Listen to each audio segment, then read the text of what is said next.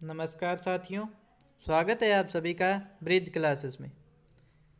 तो कल हमने बात की थी एकीकरण की। एकीकरण में हमने बात कर ली थी कि एकीकरण के कितने चरण हैं, वो कब शुरू हुआ, कितना उसमें समय लगा, कौन सा चरण किस दिन शुरू हुआ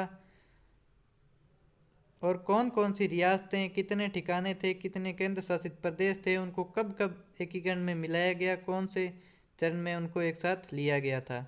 तो इतनी बात हम कल कर चुके थे। तो आज हम बात करेंगे एकीकरण के पहले 4 चरणों की। पहले 4 चरण में राज प्रमुख, उद्घाटनकर्ता और प्रधानमंत्री कौन कौन थे, उसके बाद हम एक टेबल बनाएंगे जिससे आपकी सारी बातें क्लियर हो जाएगी। और बाकी के जो 3 चरण रहेंगे वो उसका हम कल की क्लास में पढ़ेंगे। और उसके बाद हम अंत में इसकी कुछ विशेष बातें होंगी, वो भी आज आपको बताएंगे इन 4 चरणों की। तो बाकी के जो 3 चरण रहेंगे वो हम कल की क्लास में करेंगे।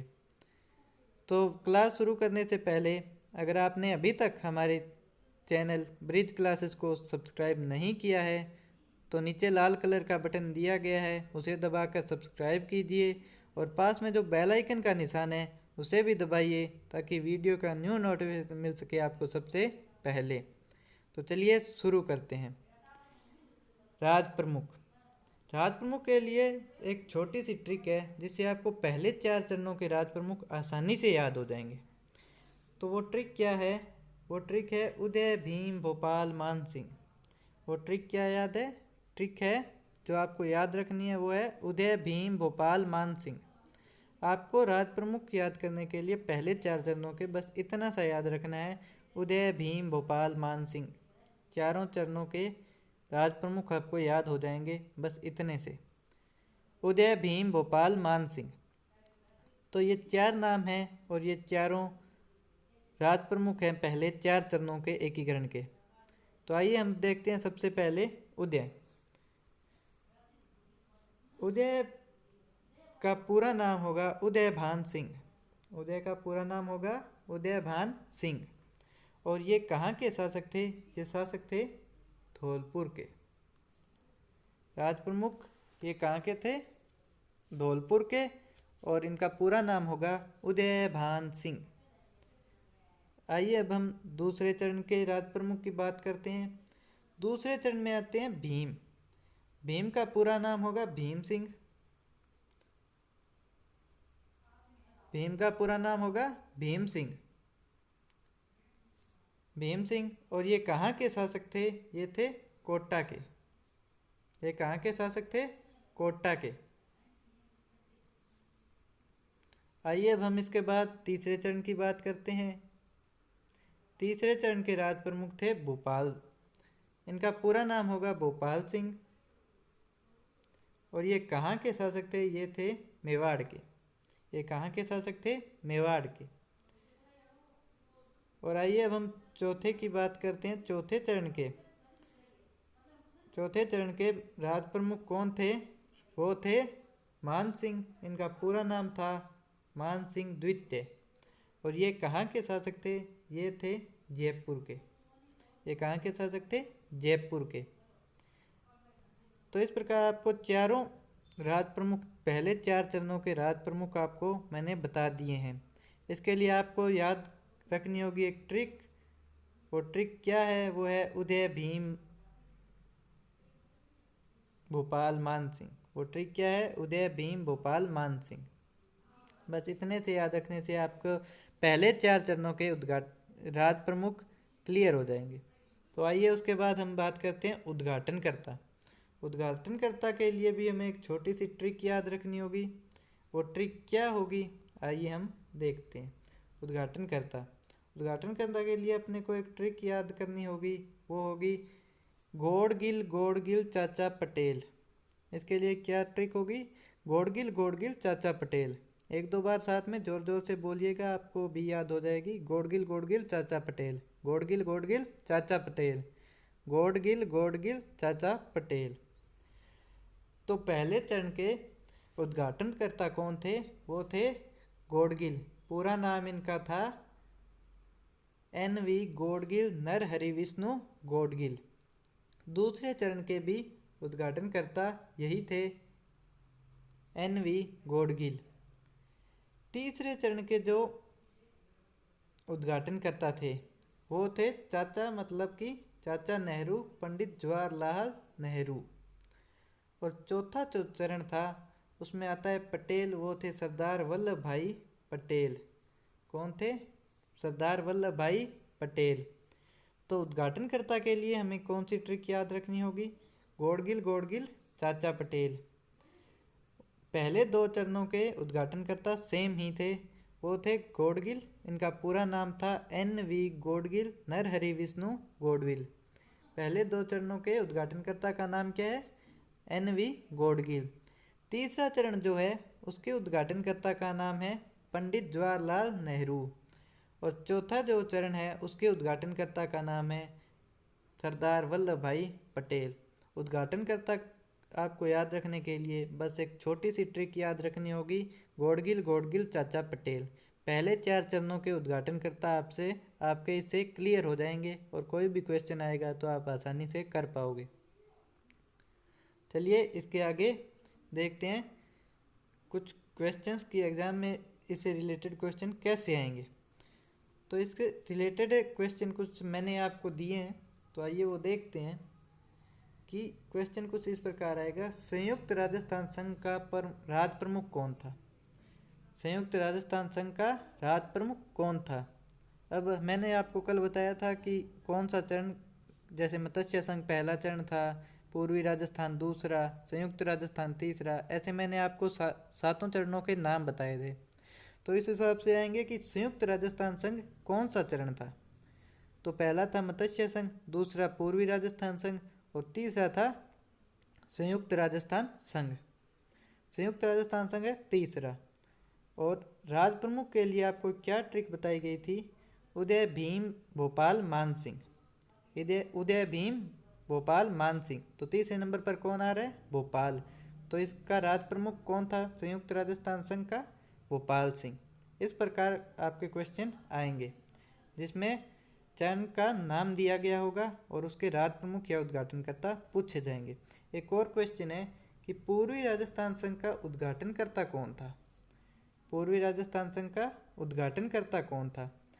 तो पूर्वी राजस्थान संघ आपको पता है कि दूसरा चरण था। और उद्घाटनकर्ता के लिए क्या ट्रिक बनाई गई थी? गॉडगिल गॉडगिल चाचा पटेल। तो 2 नंबर पे आ रहा है गॉडगिल, यानी कि NV गॉडगिल नरहरि विष्णु गॉडविल।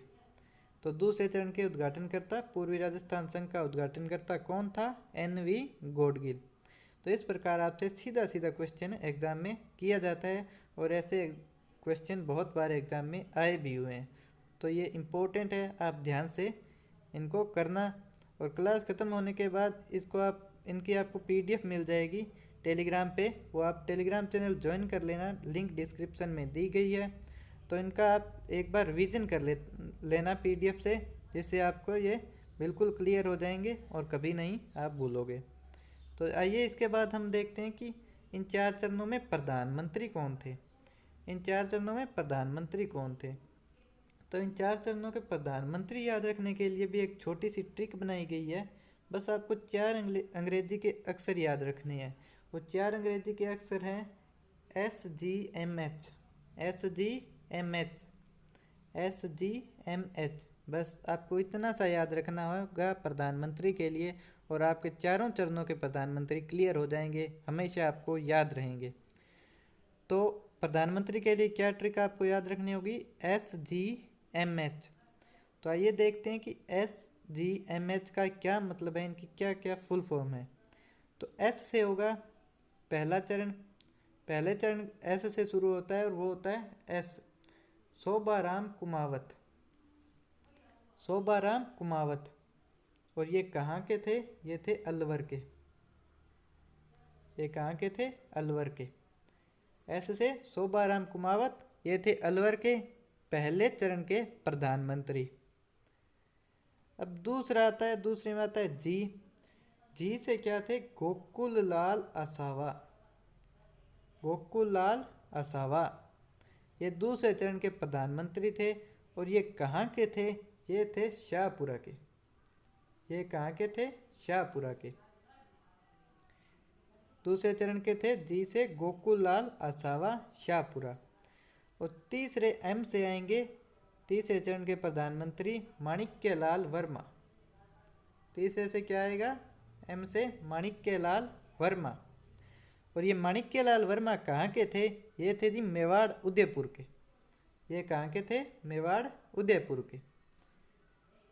और चौथा जो चरण था वो उस ट्रिक के हिसाब से SGMH, तो H रह गया चौथे में।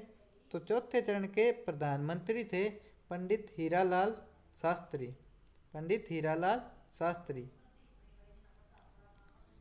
और ये कहाँ के थे? ये थे जयपुर के। ये कहाँ के थे? ये जयपुर के थे। कौन? हीरालाल शास्त्री। तो आपको सिर्फ प्रधानमंत्री याद रखने के लिए पहले 4 चरणों के बस इतना सा याद रखना होगा, SGMH। तो पहले चरण के हो जाएंगे S से शोभाराम कुमावत अलवर के। जी से हो जाएंगे आपके दूसरे चरण के प्रधानमंत्री गोकुललाल आसावा शाहपुरा के। तीसरा आएगा M से माणिक्यलाल वर्मा।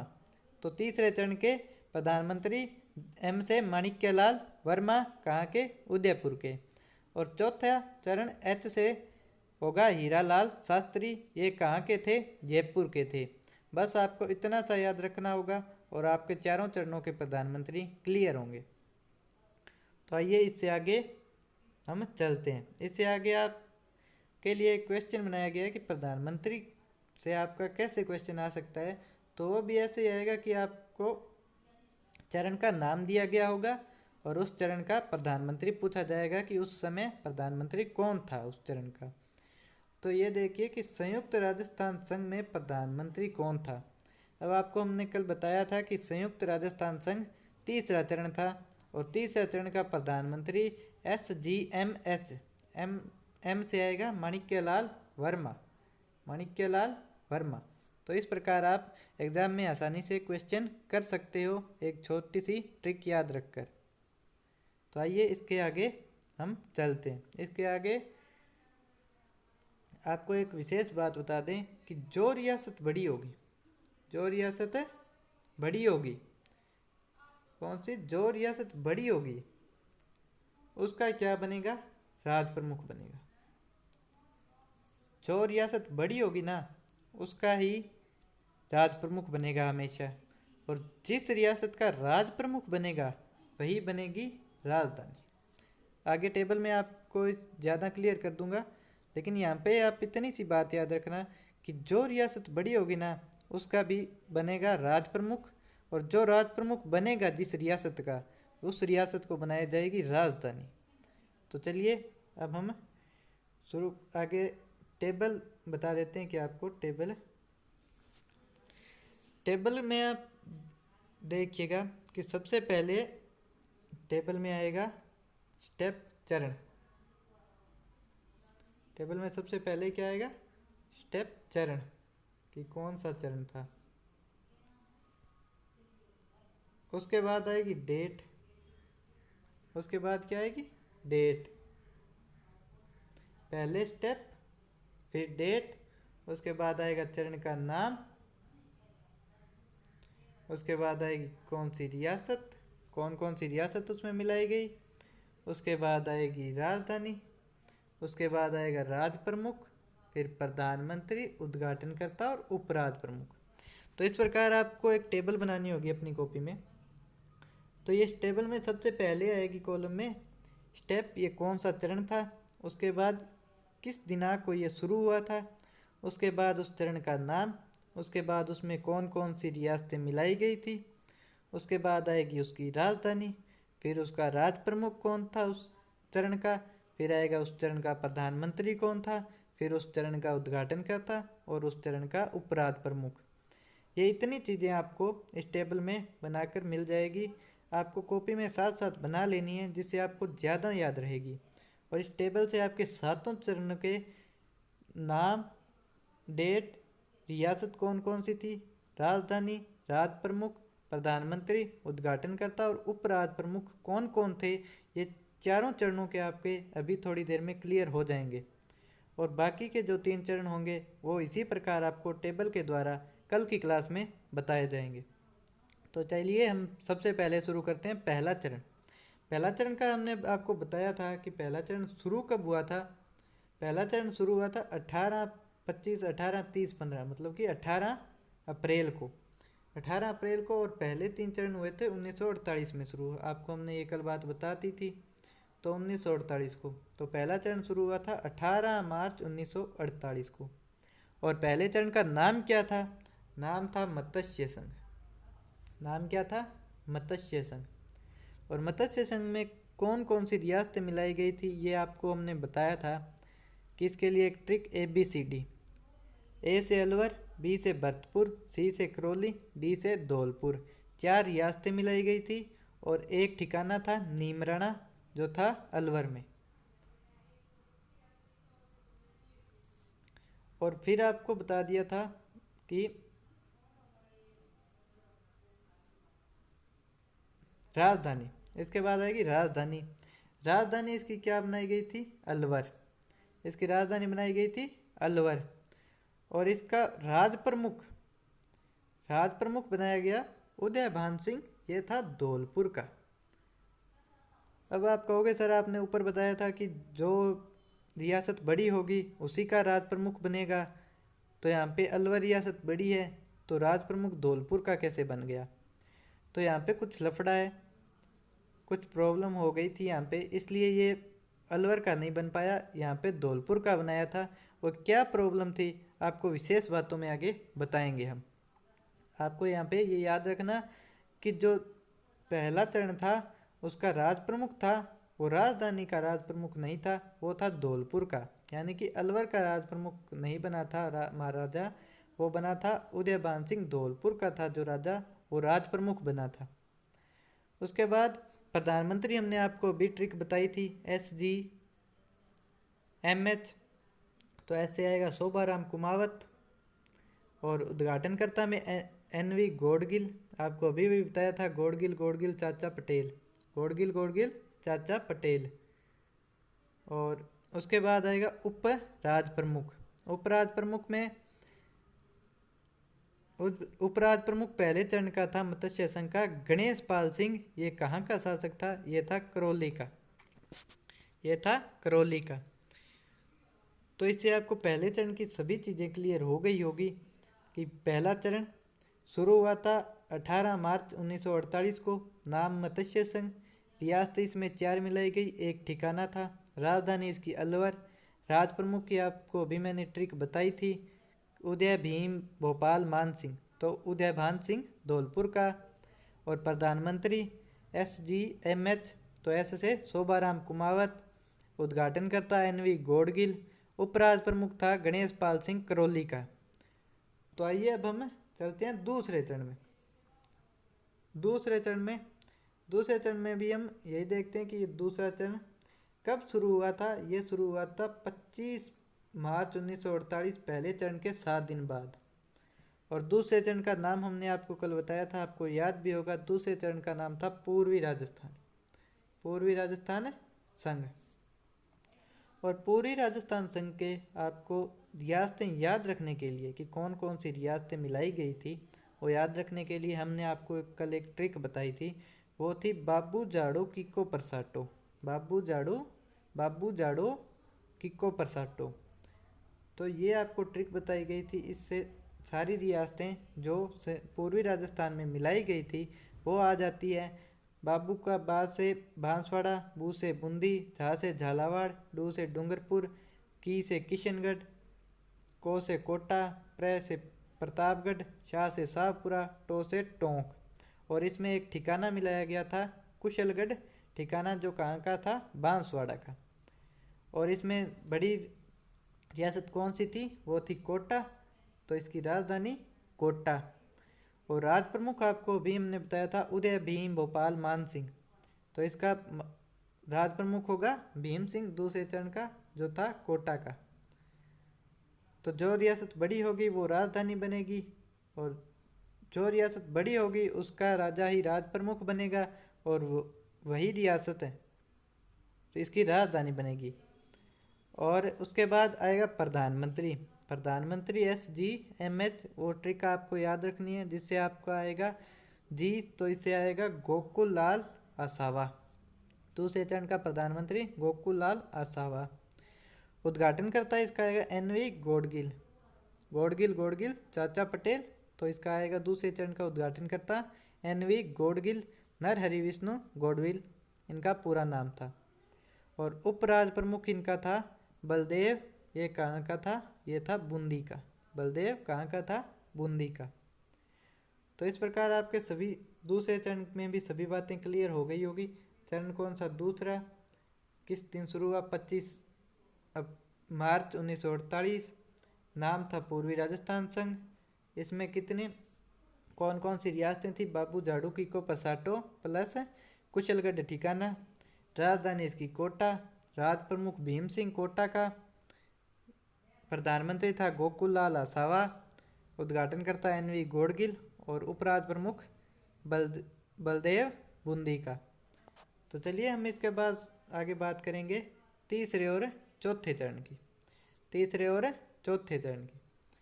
तो आइए हम बात करते हैं तीसरे चरण की। तो तीसरे चरण के अंदर, तीसरा चरण कब शुरू हुआ था वो हमने आपको कल याद करवाया था, 18, 25, 18, 30, 15। तो 18 तारीख को शुरू हुआ और ये शुरू हुआ था अप्रैल में, 18 अप्रैल 1948। 18 अप्रैल 1948, 18 अप्रैल 1948 को तीसरा चरण शुरू हुआ था। और इसका नाम क्या था, संयुक्त राजस्थान संघ। इसका नाम क्या था, संयुक्त राजस्थान संघ। संयुक्त राजस्थान संघ, संयुक्त राजस्थान संघ में क्या किया गया था, इसमें पूर्वी राजस्थान संघ और प्लस मेवाड़ मिलाया गया था। पूर्वी राजस्थान संघ और मेवाड़ मिलाया गया था। और इसका नया तीसरे चरण का नामकरण हुआ था संयुक्त राजस्थान संघ।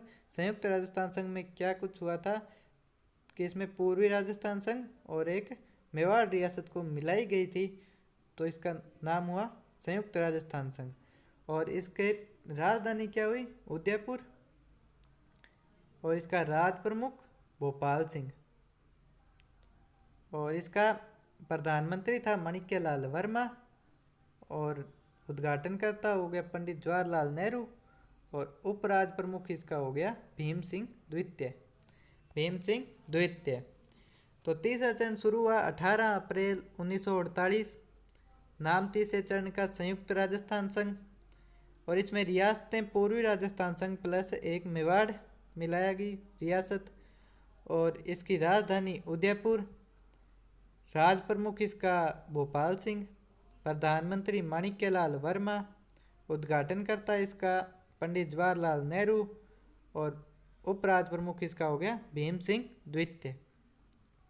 तो पहले 3 चरणों की सभी चीज़ें आपको क्लियर हो गई होगी। तो चलिए हम चौथे चरण के ऊपर चलते हैं। चौथे चरण में क्या कुछ था, आइए हम देखते हैं। चौथे चरण चौथा चरण चौथे चरण की शुरुआत हुई थी 30 मार्च 1949। 30 मार्च 1949, ये आपको हमने कल याद करवा दिया था। और इसके बाद चौथे चरण का नाम क्या था, वो था वृहद राजस्थान संघ। वृहद राजस्थान संघ। वृहद राजस्थान संघ में कौन कौन सी रियासतें थी, तो उसमें था संयुक्त राजस्थान संघ प्लस ट्रिपल JB प्लस एक जो जयपुर में ठिकाना था वो था लावा ठिकाना, जो वर्तमान टोंक में है बट उस समय जयपुर में था। तो इसमें रियासतें थी संयुक्त राजस्थान संघ प्लस ट्रिपल JB प्लस एक ठिकाना था लावा। ट्रिपल JB मतलब जैसलमेर, जोधपुर, जयपुर और बीकानेर। और एक ठिकाना था लावा। और इसकी राजधानी थी जयपुर। इसकी राजधानी थी जयपुर।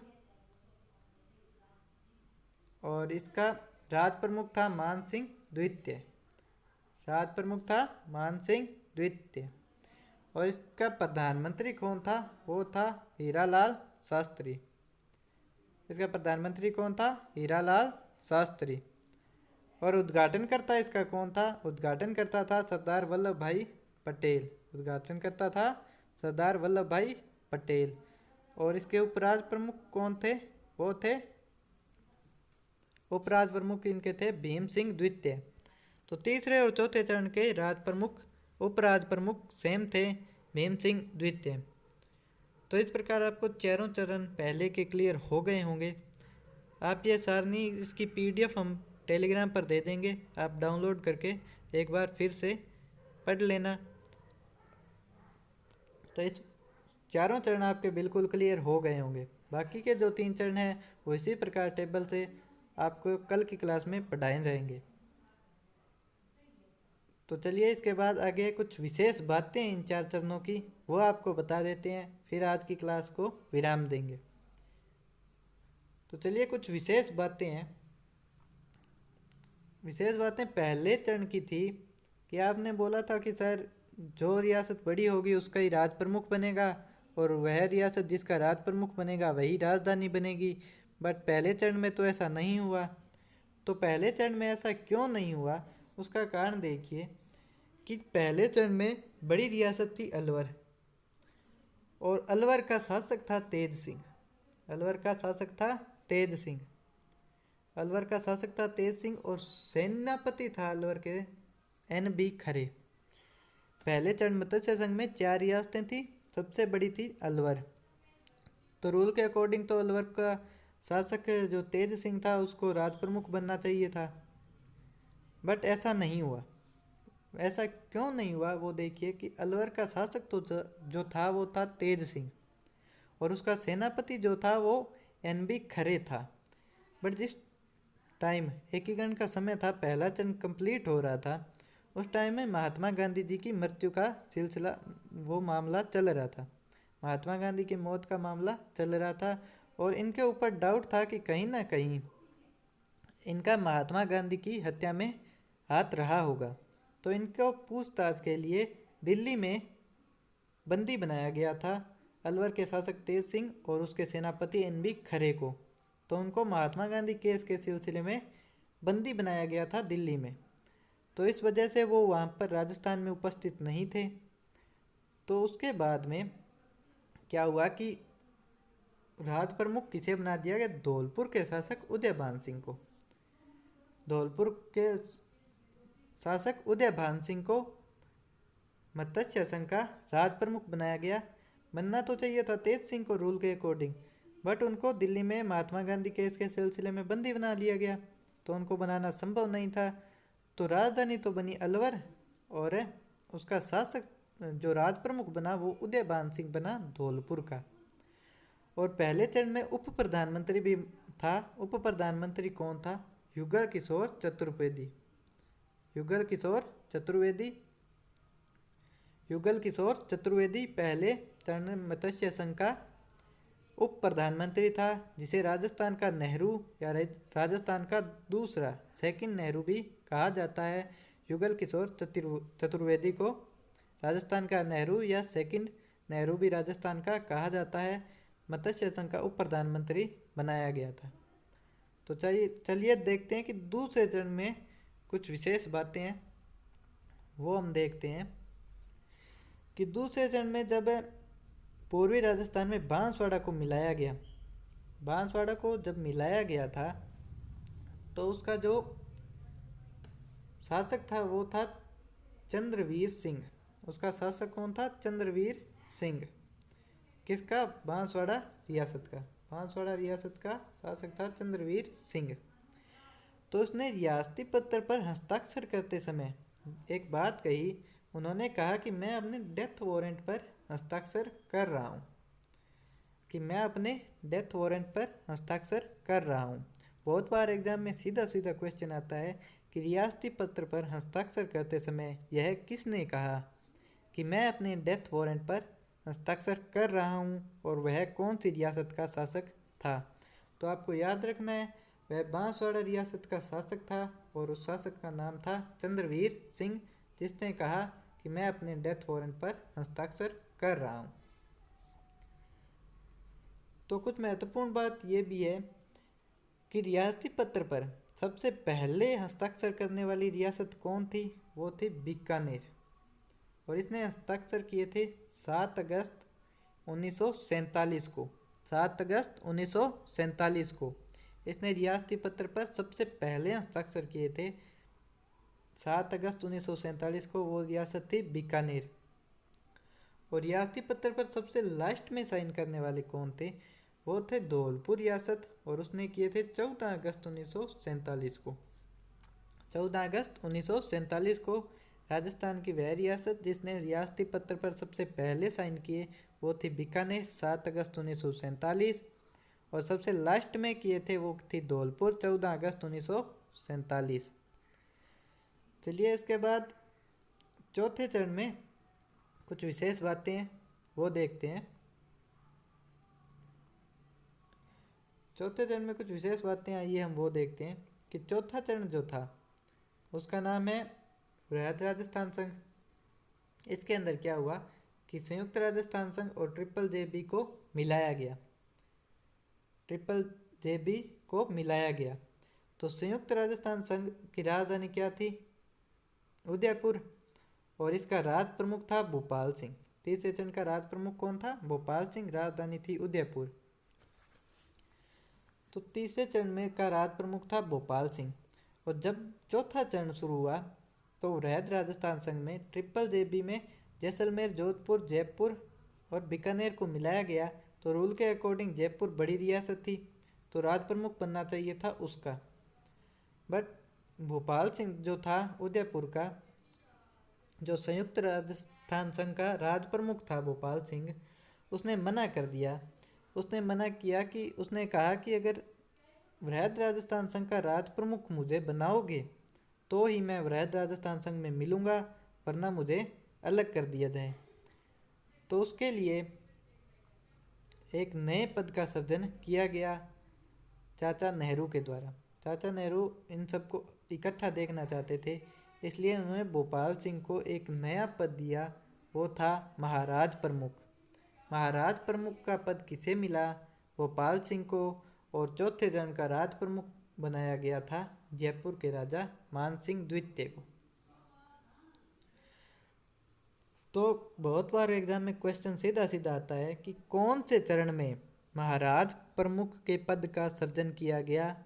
वो था चौथा चरण। और महाराज प्रमुख बनाया किसे गया था चौथे चरण में? वो था भोपाल सिंह। वो था भोपाल सिंह। चलिए इसके बाद कुछ और विशेष बातें रह गई है वो हम देख लेते हैं। तो 30 मार्च 1949 को क्या मनाया गया था? राजस्थान दिवस। आपको हमने एक बात कल बताई थी कि 30 मार्च 1949 को पहली बार राजस्थान दिवस बनाया गया था। तो राजस्थान दिवस, राजस्थान जो दिवस मनाया गया था वो किसकी सिफारिश से मनाया गया था? वो मनाया गया था पंडित सत्यनारायण समिति। पंडित सत्यनारायण समिति की सिफारिश से बनाया गया था। और जयपुर में सिटी पैलेस में राजस्थान दिवस चैत्र शुक्ल एकम को प्रथम बार मनाया गया था। 23 मार्च 1949 को राजस्थान दिवस मनाया गया था पहली बार। और यह किसकी सिफारिश पे बनाया गया था? पंडित सत्यनारायण समिति पर। और पंडित सत्यनारायण समिति के सिफारिश पर राजस्थान दिवस पहली बार बनाया गया था जयपुर में सिटी पैलेस में। और यह बनाया गया था चैत्र शुक्ल एकम को। और यह राजस्थान दिवस जयपुर में सिटी पैलेस में किसकी अध्यक्षता में बनाया गया था? वो थे सरदार वल्लभ भाई पटेल। सरदार वल्लभ भाई पटेल की अध्यक्षता में पहली बार 23 मार्च 1949 को पंडित सत्यनारायण समिति की सिफारिश पर चैत्र शुक्ल एकम को राजस्थान दिवस पहली बार मनाया गया था। ये जो पंडित सत्यनारायण समिति है इसकी सिफारिश पर बहुत सी चीज़ें, बहुत से विभाग जो है वो राजस्थान में बनाए गए थे। वो विभाग कौन कौन से आइए देखते हैं। तो जैसे शिक्षा विभाग, न्याय विभाग, कृषि विभाग, खनिज विभाग, राजधानी, वन विभाग। ये जो विभाग और राजधानी है ये किसकी सिफारिश पे बनाए गए थे? ये बनाए गए थे पंडित सत्यनारायण समिति। बहुत सी बार एग्जाम में सीधा सीधा क्वेश्चन आता है कि राजस्थान की राजधानी जो जयपुर है उसको कौन सी समिति की सिफारिश पर बनाया गया था? तो वो समिति थी पंडित सत्यनारायण समिति। तो शिक्षा विभाग कहाँ पर बनाया गया था? बीकानेर। न्याय विभाग यानी कि हाई कोर्ट वो बनाया गया था जोधपुर। कृषि विभाग जो बनाया गया वो था भरतपुर में बनाया गया था। ये कृषि विभाग जो है उस समय भरतपुर में बनाया गया था, बट वर्तमान में ये कहाँ पर, जयपुर में स्थानांतरित कर दिया गया है। और किसी भी विभाग का कोई भी स्थान नहीं बदला गया है, बट जो कृषि विभाग का था वो स्थापना के वक्त भरतपुर में स्थापना की गई थी, बट उसका स्थानांतरण करके जयपुर लाया गया है। और जो खनिज विभाग है वो बनाया गया उदयपुर में, और राजधानी जयपुर को बनाई गई थी। और वन विभाग जो है वो बनाया गया था कोटा को। वन विभाग बनाया गया कोटा में, राजधानी बनाई गई जयपुर में, खनिज विभाग बनाया गया उदयपुर में, कृषि विभाग उस समय बनाया गया था भरतपुर में, और वर्तमान में कहाँ पे है, जयपुर में। इसे कई बार क्वेश्चन आ भी जाता है कि कृषि विभाग वर्तमान में कहाँ पर है, वो है जयपुर में। न्याय विभाग जोधपुर, शिक्षा विभाग बीकानेर। कौन सी समिति की सिफारिश पर, पंडित सत्यनारायण समिति। तो आज इतने ही इस क्लास में। बाकी के जो 3 चरण रह गए हैं और उनकी जो विशेष बातें हैं वो हम कल की क्लास में कंप्लीट करवा देंगे। उसके बाद परसों आपका टेलीग्राम पर टेस्ट लिया जाएगा, और जो बच्चे टेलीग्राम के टेस्ट में 3 बच्चे जो पहले प्रथम 3 स्थान पर आएंगे उनका नाम हम यूट्यूब पर अपने चैनल पर लेंगे। और अगर अभी तक आपने टेलीग्राम चैनल ज्वाइन नहीं किया है तो टेलीग्राम चैनल की लिंक डिस्क्रिप्शन में दी गई है, आप जाकर ज्वाइन कर लेना। परसों आपका टेस्ट होगा, किस टाइम होगा वो आपको बता दिया जाएगा। कल की क्लास में एकीकरण कंप्लीट करवा दिया जाएगा, उसके बाद आगे राजस्थान हिस्ट्री का टॉपिक और कोई करवाया जाएगा। धन्यवाद।